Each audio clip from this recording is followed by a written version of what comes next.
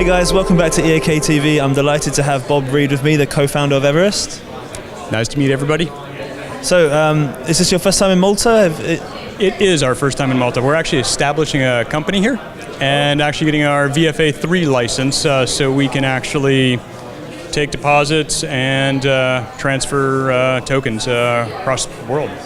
Wow, fantastic. So you, how are you finding the event so far? It's obviously huge. It is. It's a lot more active than we saw in Asia in July and August, so it's encouraging, I think, for the whole industry. Yeah, absolutely. So could you tell us a little bit more about Everest? Sure. So Everest is a combination of 3 technologies, which is EverID, which is biometric plus government plus third-party claims that all build up into Ever Wallet. A wallet can be not only on your device, but actually up in the cloud. Up in the cloud is actually important because it's about 4.5 billion people who don't have smartphones, and we're able to let those people access their wallet just with a scan of their face or fingerprints, and they can actually interact with the digital economy. And then the last component is, we call it Everchain.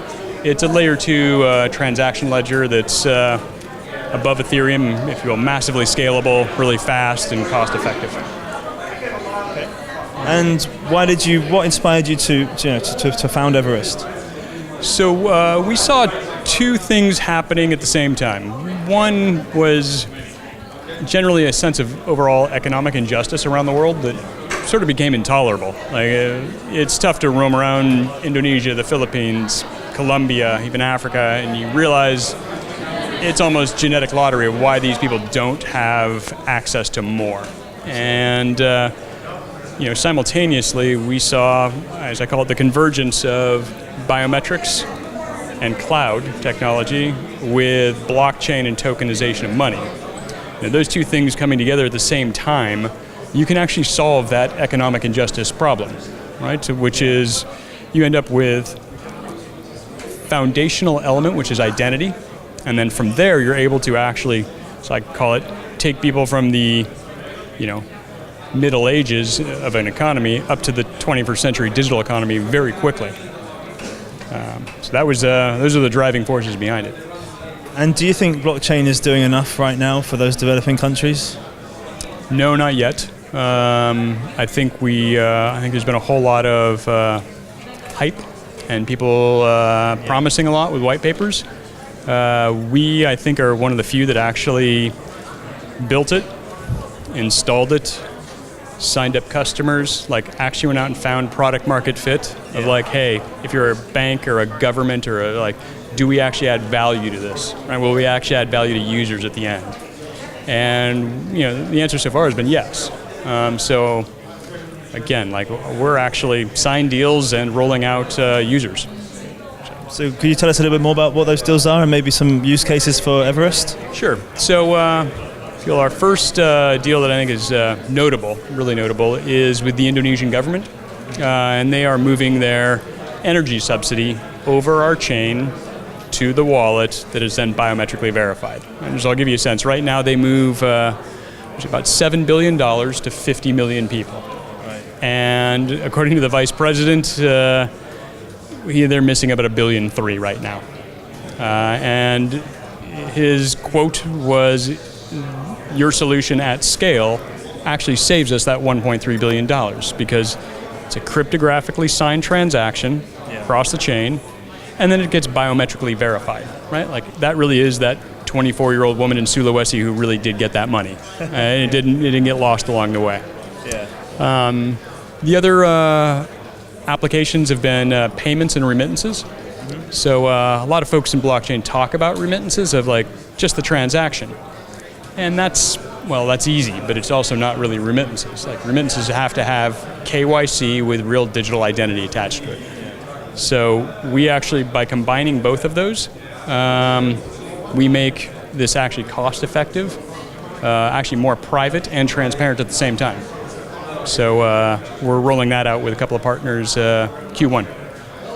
Okay, so you mentioned Indonesia there. Obviously, they had a tragic accident, earthquake a while back, and there's obviously lots of national disasters there. Is there ways that Everest can help with those issues? Well, absolutely. So we work with lots of NGOs, actually, in terms of how do you actually distribute money to really hard-to-reach people. Right? We do that well because it's tokenized money going biometrically verified. Right? The other issue is it's always tough to find, are these people who they say they are? Right? And giving them an identity upon which they can go out and get a SIM card or actually, go out and get a loan. Like, that's sort of foundational of what we build. So yeah, we work as much as we can with the NGOs. One of the NGOs we're working with actually works with the Ministry of Health of Cambodia, and they're doing maternal health care, right? So women that needs to come in and actually make sure they get their prenatal pills, and they might not have a smartphone. Yeah. So we work with NGOs for that too. And just out of interest, is there any countries in the developing world that you found that's really actually open to this blockchain technology? And also, on the flip side, have you ever found some markets particularly tough to actually sell Everest in?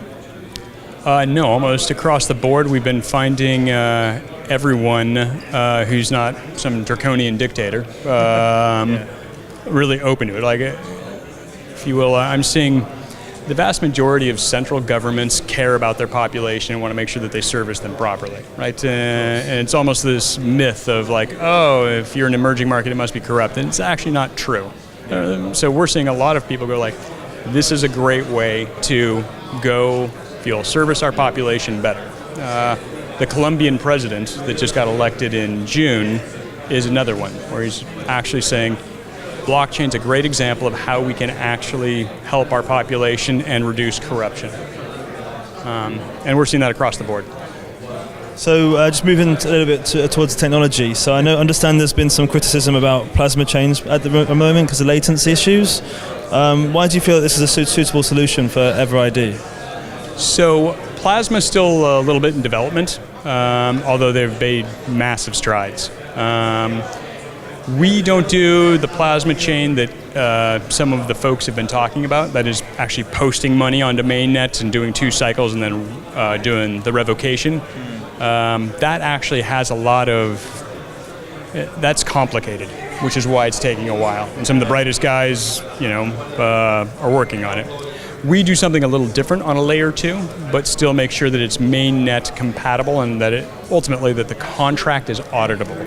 So we tried to make it simpler, yet still a public, verifiable, auditable transaction. Okay, and the use of EverID requires technology, right?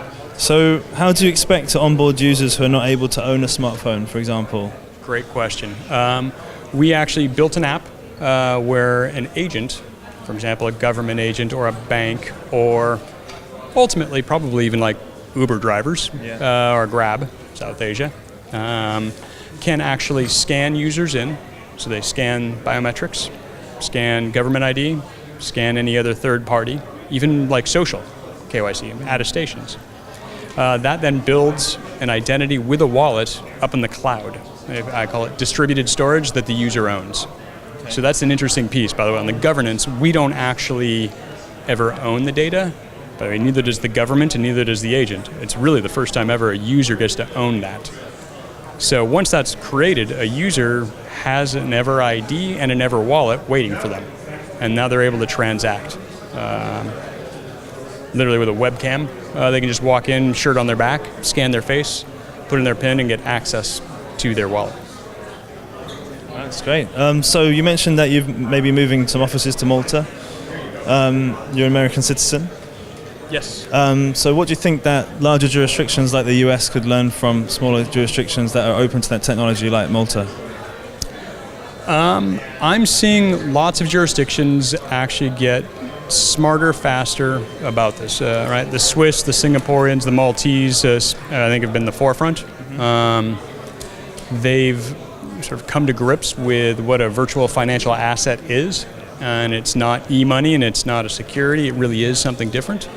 I think the larger jurisdictions are going to have to come to grips with that as, if you will, technology is outpacing their ability to legislate.